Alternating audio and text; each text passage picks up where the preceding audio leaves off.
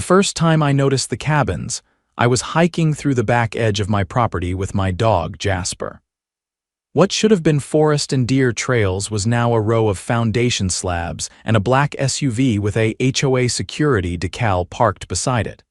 I crouched down, blinked twice, and stared. My name's Preston McAllister. I'm a retired forestry engineer, and I've owned this slice of woodland in northern Georgia for 19 years. I don't live in the HOA community down the road, I live just outside their jurisdiction, which is exactly how I like it. No newsletters, no meetings. No Karens. At least, that's what I thought. 2 days later, I showed up at the construction site with a trail cam in one hand and my property map in the other. There were already 6 half-finished cabins standing. Framing crews worked like they were on a deadline from the devil. I flagged down a guy hauling lumber. "Hey, who's in charge here?" I asked. He pointed toward a woman in a pastel pink windbreaker barking at someone over a blueprint. Mid-50s, frosted blonde bob and a clipboard practically glued to her hand. "Florence Kessler," the guy muttered. "HOA president, don't get in her way." Perfect, I walked up to her and said, "Excuse me, ma'am, this is private property, I think there's been a mistake." She didn't even look up. "No mistake. These cabins are part of Timberwood Hills expansion. You're standing on common use land." I laughed. "Not unless the county changed the deed without telling me. I own this land, Florence." Now she looked up, squinted at me like I was something she found under her shoe. "That can't be right." "We've had this project approved for months." "You approved it on land you don't own," I said, holding out the property map. "This entire zone, mine, has been since 2005. She waved it off like I was showing her a takeout menu. "Well, if that's true, you'll need to take it up with the board." "We've already broken ground. You'll make things very complicated if you try to interfere." I narrowed my eyes. "You mean complicated for you?" Florence smiled, and it was the fakest thing I'd ever seen. "We're revitalizing the area. These cabins will bring in tourists, revenue, and prestige. You should be thanking us." Then she turned back to her clipboard, dismissing me like I was some lost hiker. I didn't argue, I left, but I wasn't done. Instead, I went home, pulled up every deed, map, and legal doc I had, and drove straight to the county assessor's office. 30 minutes later, I walked out with a certified copy of the land records in my hand and something better. An idea. Let them build. Let them finish every last cabin, and then I'd own every dollar that came out of it. The first week after my visit to the assessor's office, I installed motion-triggered trail cams across the perimeter where my land met the Timberwood Hills development. I didn't care about catching raccoons or deer, I wanted faces, license plates, and timestamps. By Wednesday, I had over 100 images of contractors, HOA board members, and even Florence herself walking across what legally belonged to me. The cabins were going up fast. Prefab sections, pine siding, and cheap concrete foundations. There were now 12 of them, all identical. No permits from the county, no inspections. At night, Jasper and I sat on the porch and watched the glow of their floodlights through the trees, listened to the hammering echoing through the hills. I wasn't angry, I was documenting. I dropped off the first batch of evidence with a real estate attorney I'd worked with years ago. Her name was Marla Kent, and she'd once taken a crooked land developer to court and walked away with title to his boat, his vacation home, and half the resort he tried to build on protected wetlands. "You're telling me they've built on your land without a signed lease, easement, or even a conversation about usage?" she asked, flipping through the photos. "Didn't even ask," I said. "They're running electrical and water lines, too." I traced a trench back to the Timberwood utility box. Marla leaned back in her chair and grinned. "This is going to be expensive for them. They're calling it a revitalization project. Think they're planning to rent them out as weekend cabins." Marla's eyes gleamed. "That's even better. That's revenue. You don't just have a case for trespassing, you've got a civil suit for unlawful enrichment, and if they collect a dime from those rentals, they owe you every penny." "Every last one," I said. Marla nodded. "Let them finish, then we file." Over the next month, I kept my distance. I attended no HOA meetings, filed no complaints, and stayed completely off their radar. Meanwhile, Marla quietly filed a cease and desist with the County Development Office, ensuring that no further permits could be processed for Timberwood Hills without a full audit of land use. She didn't send it to the HOA. We wanted them to keep building. By mid-October, all 33 cabins were complete. The HOA had even put up a gaudy wooden sign on the main road, Timberwood Forest Retreat. They launched a website, started running ads for short-term rentals, and partnered with a local property management company called Alpine Stay. I booked one of the cabins. I used a fake name, Roger Dillard, and a throwaway email. Jasper and I packed a suitcase, parked the truck at a friend's place, and walked in through the back trail. I recorded everything.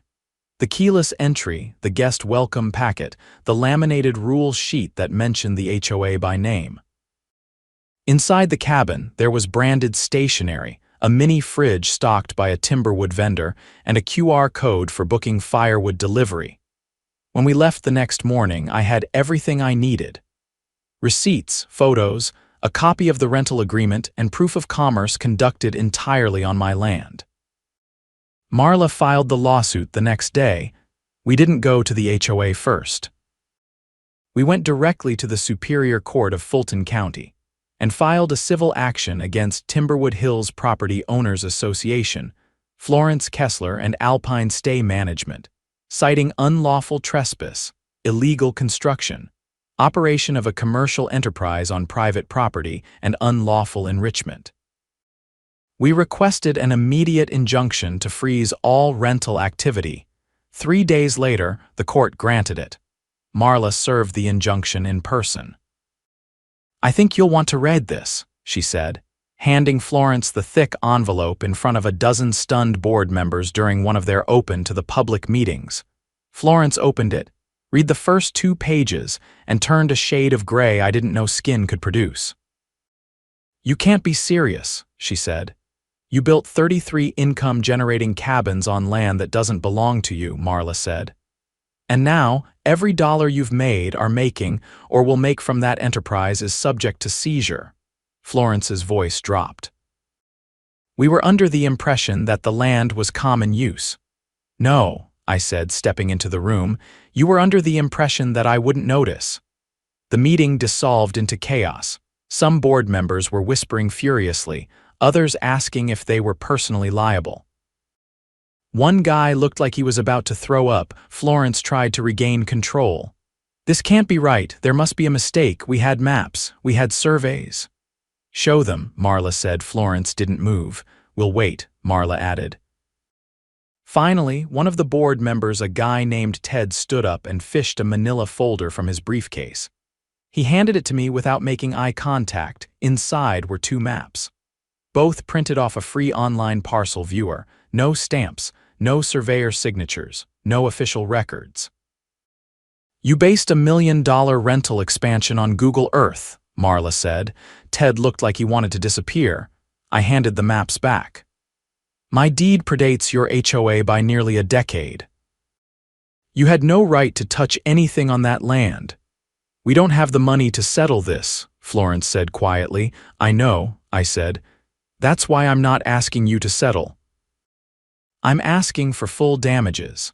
By the end of the week, the court had appointed a receiver to take over all rental income from the cabins. Alpine Stay was ordered to divert all funds to an escrow account under court supervision.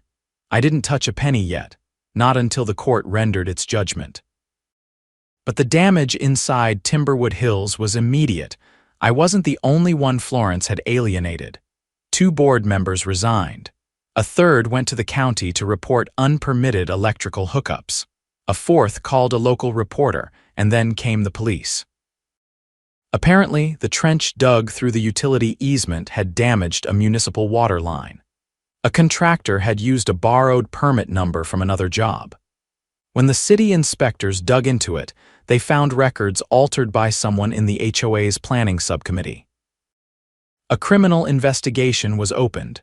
2 people were arrested. One of them was Florence's nephew. The county revoked Timberwood's right to operate short-term rentals pending the outcome of the investigation, which meant the cabins sat empty. No visitors, no income. Just 33 vacant testaments to HOA arrogance, lined up like dominoes waiting to fall. Marla filed an amended complaint to transfer title of every cabin to me. I didn't want to own them. Not really. But I wanted the HOA to know what it felt like to lose something they thought was theirs.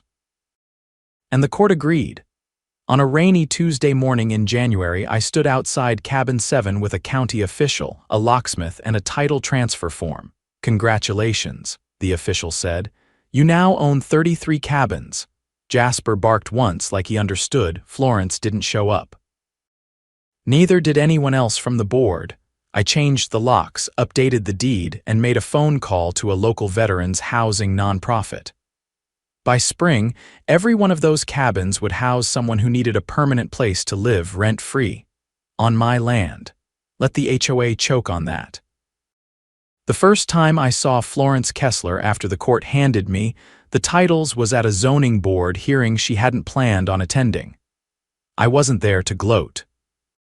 I was there because the Timberwood Hills Board had filed a desperate motion to reclassify the cabins as emergency housing to stall their removal from the HOA's books. They were trying to use the same cabins they'd illegally built to curry favor with the county and save face. I arrived early and took a seat in the back row. Florence walked in late, flanked by a man in a navy blazer who looked like he'd been pulled out of a golf course mid-swing. As soon as she spotted me, her jaw flexed. She sat in the front row without acknowledging anyone. When the board chair called the petition, Florence's attorney stood and delivered a speech laced with carefully chosen buzzwords: community integration, humanitarian need, and temporary setbacks. He called the cabins a visionary project that had simply suffered from administrative oversights. I waited until the board opened the floor for comment. "My name is Preston McAllister," I said, stepping up to the mic. "The land these cabins were built on belonged to me until I was forced to take legal action.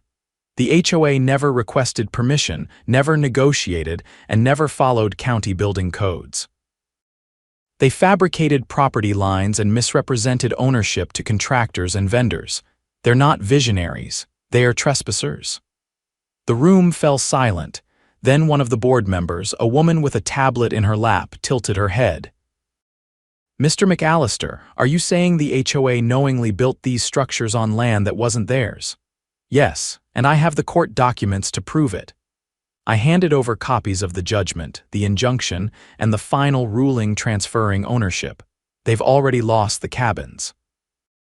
What they're trying to do now is rewrite the story. Florence stood abruptly. "This is vindictive. You've made your point. You got what you wanted." I turned to her. "What I wanted was for you to stay off my land. You ignored that." Repeatedly. The board voted unanimously to deny the reclassification. Outside, as I walked to my truck, the man in the navy blazer caught up to me. "You know, there's still a way to make this go away," he said. "Sell the cabins back to Timberwood. You'll get market value and we'll drop the appeal." "I'm not in the business of laundering other people's mistakes," I said. "Tell Florence this isn't something she can buy her way out of." He muttered something under his breath and walked off. 2 weeks later, a deputy rang my doorbell just after dawn. "Mr. McAllister," he said, "we need you to come down to the station. It's regarding your complaint about the Timberwood Hills HOA." I grabbed my coat and followed him without asking questions. At the station, I was shown into a small conference room where a detective named Rivas sat with a thick file and a serious expression. "We've been reviewing documentation from the civil case," he said. "Your lawyer gave us access to the escrow records and the parcel files. Something caught our attention." He flipped open the folder and slid a page toward me. "Is this your signature?" I looked. It was a permit application for utility trenching across the property line. My name was on it, but the signature was not mine. "No," I said immediately. "I never signed that," Rivas nodded. "That's what we thought. We ran the document through a forensic analysis. The signature was traced from a public record using a light box and a mechanical pencil. The same person submitted 4 other permits under your name. Who? I asked. A man named Clayton Renshaw. He was contracted by the HOA as a planning consultant. I didn't recognize the name, Rivas continued. We pulled his emails from a subpoena. He was working closely with Florence Kessler. There are messages where she instructs him to get the papers through by any means necessary and refers to your land as temporary leverage. Leverage? I repeated. Rivas nodded. They knew, they just didn't care. I sat back in my chair. What happens now? We're filing charges for forgery, falsifying public records, and conspiracy to commit fraud. Miss Kessler will be arrested this week. We'll need you to testify when it gets to court. I agreed without hesitation. Florence was arrested the following Thursday. It made the local news. A grainy photo of her being led out of the Timberwood Hills HOA office in handcuffs ran on the front page of the county paper beneath the headline, HOA President Charged in Land Fraud Scandal. The rest of the board dissolved within days. 1 resigned quietly. 2 others were forced out when homeowners held an emergency vote. The HOA was left without leadership, without funds, and without any properties to manage. The cabins were no longer theirs, and the scandal had tainted every aspect of their operation. Meanwhile, I followed through with the housing nonprofit. By spring, the cabins were renovated and furnished with the help of local donations. A team of volunteers helped install solar panels, donated by a tech startup in Atlanta that wanted to support veteran housing projects. Garden beds were built. A small community center replaced the HOA's old equipment shed. The first residents moved in by March. Each one had a story. A former paramedic who'd lost his home in a fire. A retired Marine who'd been couch surfing for 2 years. A woman who'd served in the Coast Guard and had been living out of her car. I didn't ask for rent. I asked for nothing, but word about the transformation spread fast. Local news came out again, this time with cameras and microphones.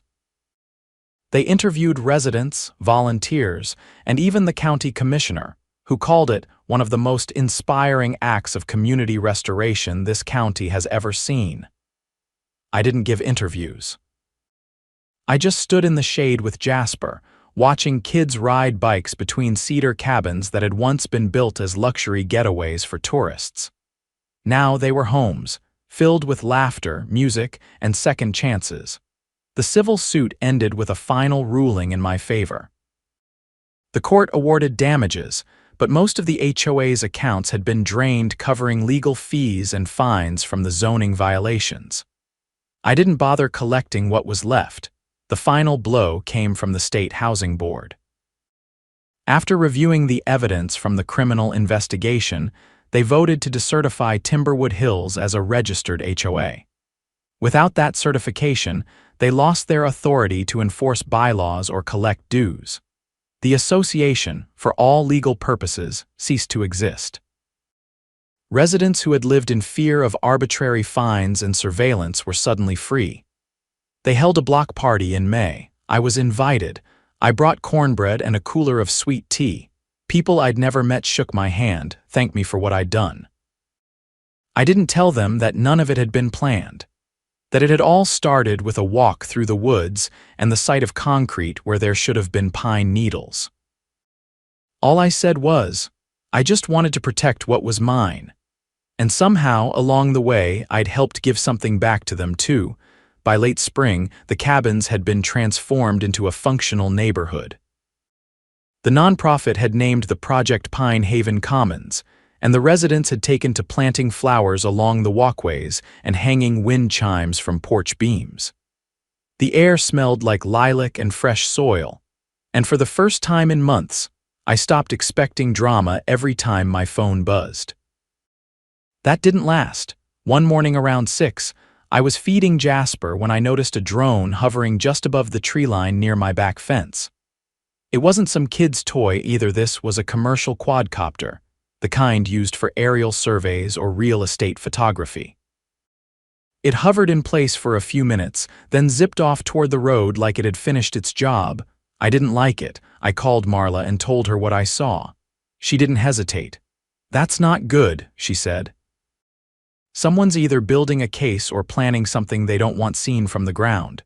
2 days later, a noise complaint was filed against Pine Haven, then another, and another, always anonymous, always vague, disturbance late at night, suspicious foot traffic, possible squatters. The sheriff's office sent a deputy on each occasion, and each time he left shaking his head, apologizing for the waste of time, but the complaints kept coming. Then came a letter. It was from a firm called Belridge Property Consultants. Apparently, they'd recently acquired interest in the Timberwood Hills area, and they were requesting clarification regarding zoning compliance and nonconforming land use.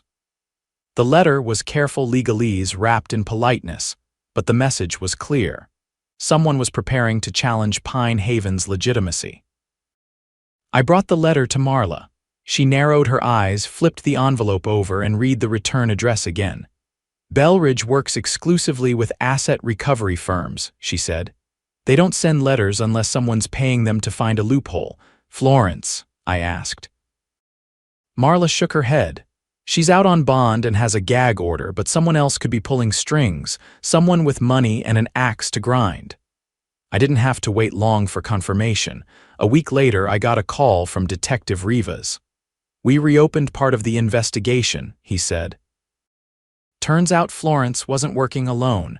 Financial records we subpoenaed show that she was getting monthly deposits from a shell company based in Delaware. That shell company is owned by a man named Everett Cole. The name didn't ring a bell. He used to be a developer, Rivas continued. Got burned on a failed hotel project near Lake Allatoona. Guess who blocked that permit, County Forestry Review, which you used to manage? I rubbed my temple. "You're telling me this guy's been nursing a grudge against me for years?" "Looks like it," Rivas said. "And now he's trying to buy up distressed HOA communities, scrub their reputations, and flip them into resort investments. Timberwood was supposed to be his comeback." "And I ruined that," I said. "No," Rivas corrected. "You exposed it. Now we're looking into fraud charges against Cole too. He funded the illegal expansion, laundered money through construction contracts, and tried to bury the paper trail under fake consulting firms." I stared out at the tree line at the cabins nestled between green hills. "So what do I do?" "Stay the course," Rivas said. "We're building a case." But Cole wasn't waiting for court. He went to the county zoning commission and filed a motion to challenge the reclassification of the land Pine Haven now sat on. His argument: that the rezoning was rushed, improperly reviewed, and done without proper public notice. It was thin, but not impossible. Marla and I went to the hearing. Cole showed up in a tailored charcoal suit with a bright red tie and a legal team that looked like they were billing by the second. He was calm, polished, and absolutely full of it. "I have nothing against Mr. McAllister," he said, hands clasped like a preacher. "But this community deserves transparency. We're simply asking for a thorough review to ensure zoning laws were followed." I stepped up next. "I've got no issue with a review," I said to the board. "But let's be clear, this man funded illegal construction, laundered money through a fraudulent HOA, and is now trying to reclaim property he lost fair and square. This isn't about zoning, it's about revenge." One of the commissioners raised an eyebrow. "Do you have evidence of these claims?" Marla stood. "We do, and more is coming." She handed over a sealed affidavit from Detective Rivas and a copy of the financial disclosures tied to the shell company. The board took one look and recessed for deliberation. They came back 20 minutes later and denied Cole's motion. He didn't speak, just gathered his files and walked out with his lawyers trailing behind. That night, someone slashed the tires on my truck. I didn't report it. I just replaced them, installed a new set of motion-activated lights, and added 2 more trail cams, this time facing the road. The next move came from the IRS. They issued a temporary freeze on Cole's business accounts pending a federal audit. The fraud wasn't just local. He'd been running similar scams in 3 counties and funneling profits through a nonprofit shell in Nevada. That opened the floodgates. Contractors came forward. Former employees. Even a Timberwood board member who'd skipped town during the original scandal. They all confirmed the same thing. Cole had bankrolled the cabins, faked permits, and used Florence as his proxy. The federal charges came swiftly: wire fraud, tax evasion, conspiracy, racketeering. Cole was arrested at a private airfield trying to board a charter flight to the Keys. The U.S. Attorney's Office held a press conference. They called it one of the most egregious abuses of community governance in recent state history. Florence's plea deal included full cooperation. She was sentenced to 18 months in a minimum security facility and barred from holding any public or private administrative position for life. The final chapter came quietly. 6 months after Cole's conviction, I received a letter from the county commissioner's office. Pine Haven Commons was being designated a protected community under the County Resilience and Housing Stability Act. That meant permanent zoning status, tax exemptions, and a community advisory board with elected resident members. I was invited to serve as a non-voting advisor. I declined. I had what I needed. The cabins remained peaceful. Residents planted fruit trees and installed a small playground. A local artist painted a mural on the side of the community center: mountains, trees, and 33 cabins nestled under a golden sky. I took Jasper for a walk past it one evening just before sunset. A little girl ran past us, laughing, chasing a paper kite shaped like a hawk. Her mother waved from the porch, where she sat weaving a basket with another resident. Wind chimes jingled softly above their heads. I paused, looking back at the mural. It wasn't just a painting. It was a reminder of what happens when people in power think no one's watching, of what a single piece of land can become when greed is replaced with care, and of how quickly justice can grow roots when you give it the space to breathe.